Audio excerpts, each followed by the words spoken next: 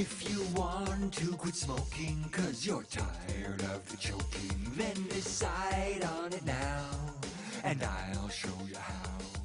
Cigarettes have become part of daily life. What is it that makes people take up or stop smoking? Cigarettes and tobacco have been proven to kill and now have warnings on the packaging. Why doesn't this stop people? Many people still smoke. In this programme, we will discuss the smoking phenomenon with shopkeepers, GPs and smokers themselves.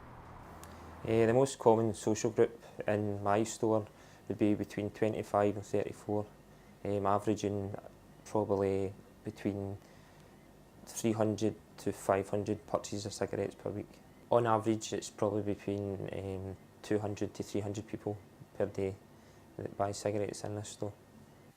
Well, I'd say generally people start smoking usually when they're young, teenagers, and it's to join in with friends, people they perhaps want to be among their friends, they'll copy them. That's the main reason. I've smoked for off and on for about 30 years. When I first started smoking, at the age of probably, even when I was like 12, 13, 14, I would go in and buy individual cigarettes, like 1 or 2 a day from the local shopkeeper, which was allowed at the time. I started smoking because, possibly, I think because I was watching other people smoking and liked the smell of it and decided to. At the time you could buy 1 cigarette from a shop for like 4 pence. It was called a Lucy or a single. And I started smoking when I was 15 because everybody else was doing it at school, so I started smoking. I started smoking because all my kind of friends were all older and they were all smoking, so therefore I started smoking. I first started smoking, peer pressure probably. My friends and all that were smoking, it was a cool thing to do at the time, so I just started smoking. About the addictiveness of smoking, there's some comparisons been made that nicotine is just as addictive as heroin and cocaine, and that's a real big problem for smokers. They find it very, very difficult to stop. I find it difficult to stop smoking when there's other smokers around about me, like living in the same house or working next to you. But again, I suppose that's down to willpower. Before, in the past, when I've given up, I've normally been in an area where there's been no other smokers about. You have to, I suppose, avoid other smokers.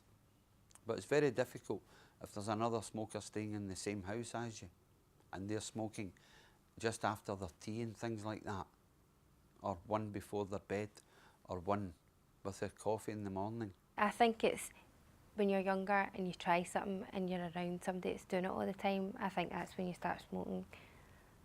Everyone I know that smokes, that's the case. Some smokers seem to have a different effect on the brain hormones that make it even harder for them to stop. There's about 20%, a bit more difficult than others. But nearly everyone we see who smokes will say that they've already tried to stop and failed. Most people who do successfully stop smoking have had previous failed attempts as well. They find it very difficult, so even with advice and even when they have a scare about their health, they still struggle badly. Some never manage. About 4 or 5 years ago, I did stop smoking for about 6 months, and I used nicotine patches at the start of that for about maybe 2 or 3 weeks maximum. Putting them on alternate days and then using a weaker strength. That led me to stop smoking completely for 6 months, and during that period I was exercising 3 nights a week. But you may have heard that when you do stop smoking, your appetite increases because all your taste buds come back and you can taste food much better. And also with doing that exercise, I actually put on about 2 stone in weight, which didn't actually reduce that weight until I started smoking again. We would separate the trouble with smoking into how much is addiction to nicotine and how much is the habit of smoking, the putting a cigarette to the mouth and having the rest or a reward after finishing a task or a piece of work, because people have got a really strong association with smoking and a little reward to themselves.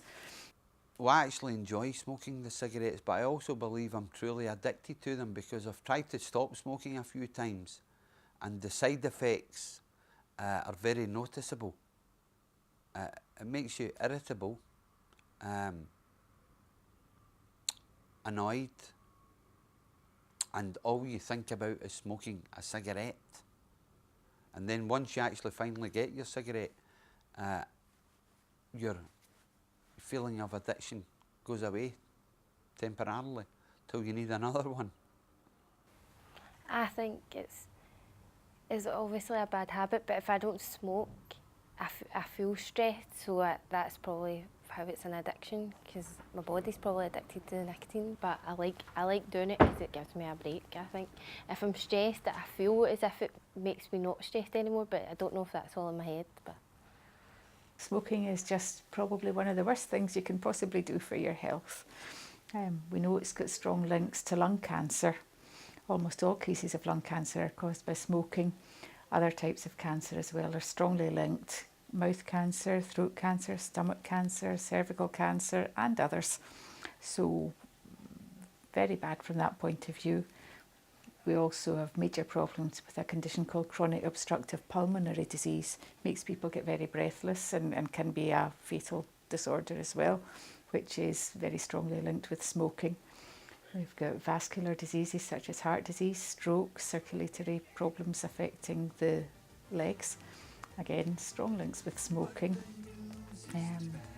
You name it, smoking's going to be bad for you. That the smoke isn't there, and you now breathe clean air. Yeah! So hey man, what's up? Please don't give up.